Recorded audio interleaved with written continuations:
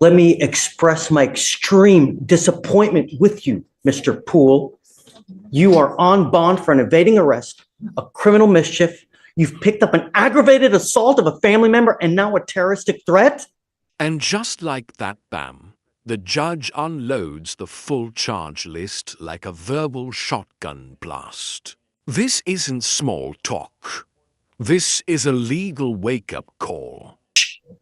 You have the right to have an attorney present. If you cannot afford one, one will be appointed to you, sir. Yes, Judge. The defendant is the complainant's ex-boyfriend. During a walk-in report, the complainant told the officers that her and the defendant had an on and off dating relationship since the 8th grade, but they broke up in June 2024. In September, the defendant told the complainant, "Stop talking all that mess before I come to your house and fucking shoot you." The complainant told the officers that right after the incident, the defendant sent her photos of a gun in his lap. The complainant stated the defendant also told one of the complainant's friends that he was going to shoot the complainant.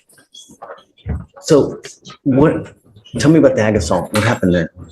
Your Honor, in the ag assault, one moment. In the criminal mischief, is it with the same complaining witness as well? The criminal mischief's from a prior event where we had experimented trying a drug and kind of got crazy and broke stuff with it. Yes, Your Honor. And then for the aggravated Completely assault, unrelated. it says the complainant and her friends went to a party, and at the party they saw the defendant trying to get in, but was ultimately turned away because too many people were there already. While walking, the complainant ignored the defendant, and the defendant stated, "Are you going to apologize?" And the complainant kept walking. The defendant began cussing at the complainant and said, "I got it on me." And the defendant said the complainant said at that time, the defendant got a pistol from his ankle and pointed it at her.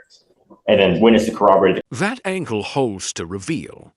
In Hollywood, it's a plot twist.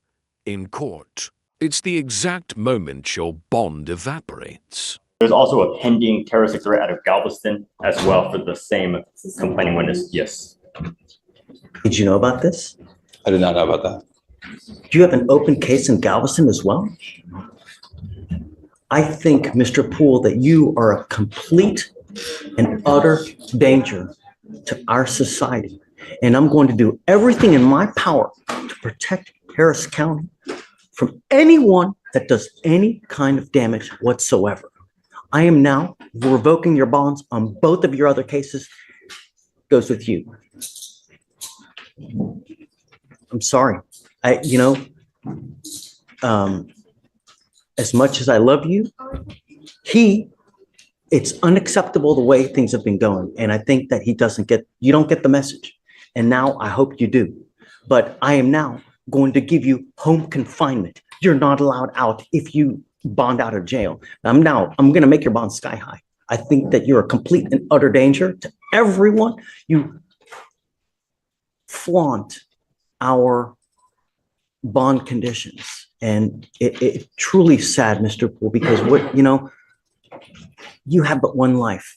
And when you have a gun and when you start using that, God forbid that you do some irreparable damage, that you dig yourself into a hole where you're looking at 50 to 60 years in prison, perhaps life. 99% of people that are in jail are there because they have no self-control. They either use something, they are on something, and they get upset. They wig out without thinking, if I say this, what's going to happen? If I do this, what's going to happen? It's unacceptable. And now I will do everything, like I said, in my power to protect Harris County. So if you do get out, you must remain home confinement. You're not allowed out. No weapons, no contact with any of the complaining witnesses whatsoever. No dope, no alcohol. Anything else? I mean, what does he do? He's a student, Judge. He's a high school student. So I don't know what to tell you, man. I mean, he scares me. understood. And Chip and I are going to put some things together. I think that there's a different scenario really going on than what this reflects in the probable cause statements. And we're going to bring that to the prosecutors. If you have something that shows me different to what they have, I'm all ears. Understood. And with your permission, Judge, if we'll get some time to put that stuff together, we can perhaps readdress the bond. Yeah, absolutely. And I never want to see a kid lose out on school, because to me, it's the most important thing in life, Understood. If we do home confinement, can there be an exception to that when he's at school and he just has to report immediately back to his home? Is he like in high school? It's a high school student. In high school. I mean, Yeah, Judge, he's actually currently, because of this situation, doing online school, so he'll be able to do it from home. Oh, okay, good. So disregard. There we go.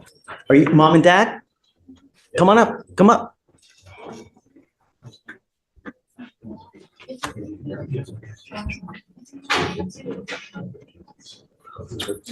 Come over.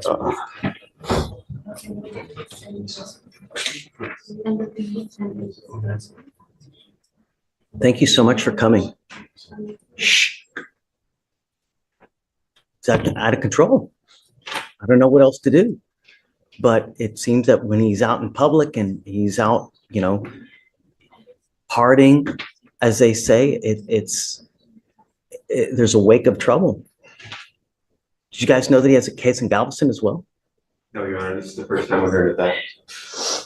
Is it currently open? It's currently open, Your Honor. Something that the lawyers are also unaware of as well, you know? We think it's all one event that happened over a few hours. We don't know. But it's not though. It's not. He's, you know, 12 in December of 23, you know, we have a criminal mischief, an evading arrest. Now, a couple months later, we've got Galveston. It's not. And I think that we need to really give him a wake-up call before he really does irreparable damage, you know? If I could just clarify the two events here in Harris and the one event in Galveston, we think that was all in the one series of events that happened between a football game and a party on a hotel. We need to figure out what's going on, you know, to figure out why it's continuing to happen. And, you know, I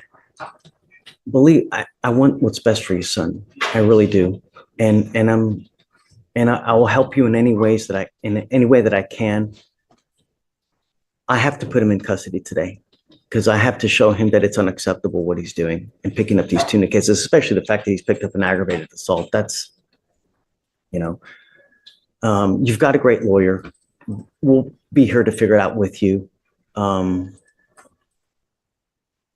Judge, he's already addressed the bond on the felony case as well. So he's gone in and addressed it with the felony. We're just Bond, huh? understood. So I'm making your bonds 30,000 each. I don't know if they're going to bond you out, but you know.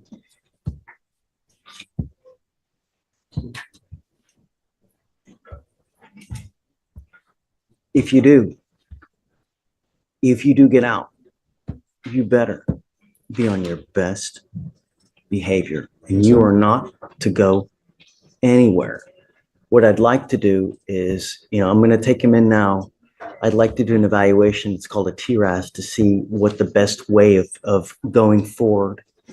You know, we have clinicians that can sit there and evaluate him, talk to him, figure out what's going on, and you know, perhaps boot camp is the right way. Perhaps, you know, we have these other things that we have at our disposal to see how we go forward. Because I just don't know. I don't know what's going on in his life. I don't know what he's doing, what he's taking, you know.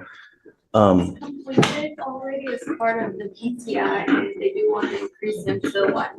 Say it again. They want to increase his level of supervision to live. Who say that? Felony court? No, misdemeanor, but this is a part of the PTI. He's already completed the TRS this year, so because of the new law violations and how famous they kind of are, they want him to do live. Did you hear that? I did. Judge, again, I think that these probable cause statements are giving a skewed picture of what's So really that's going right. Let's not put the cart ahead of the horse. We'll give you time. And then if you see something different, just come back and let me know. Okay. Do you have any questions? No. If you need anything, always come back. We're here. We'll help you out in any way that we can. And you know, sometimes some kids are harder to reach, but we'll do everything on our power to reach them one way or the other. So we got you. Okay. We'll take care of you one way or the other. Okay. All right. He goes with you. Oh yeah. I'm going to do a mow-up. So hold on, Stephen, hold on. Mr. Poole, I'm entering in what's called a magistrate's order for emergency protection that identifies SM as a protected individual. You're not to commit family violence or an assault against this person, commit an act in furtherance of an offense under section 42.072 of the Texas Penal Code, which is the stalking statute.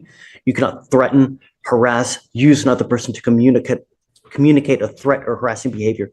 You cannot be in possession of a weapon or go within 200 feet of where this person works. If you violate this court order, the state can and will file a violation of protective order, and you violate those conditions, I can have a hearing to hold you at no bond. Zero bond, and I will do it in a heartbeat to protect every person of Harris County.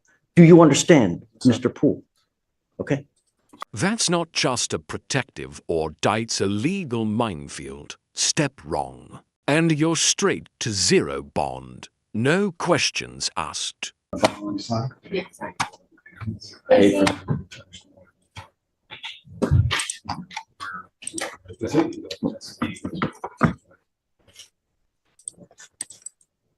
Do you know that they are 100? It's on to him. Do you know that they're 100% going to? What do you want? I don't know.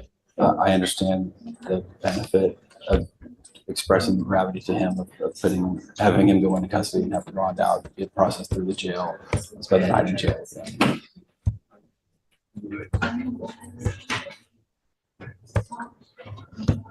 How much you think? That I'm not going to do. I think that's all right. All right.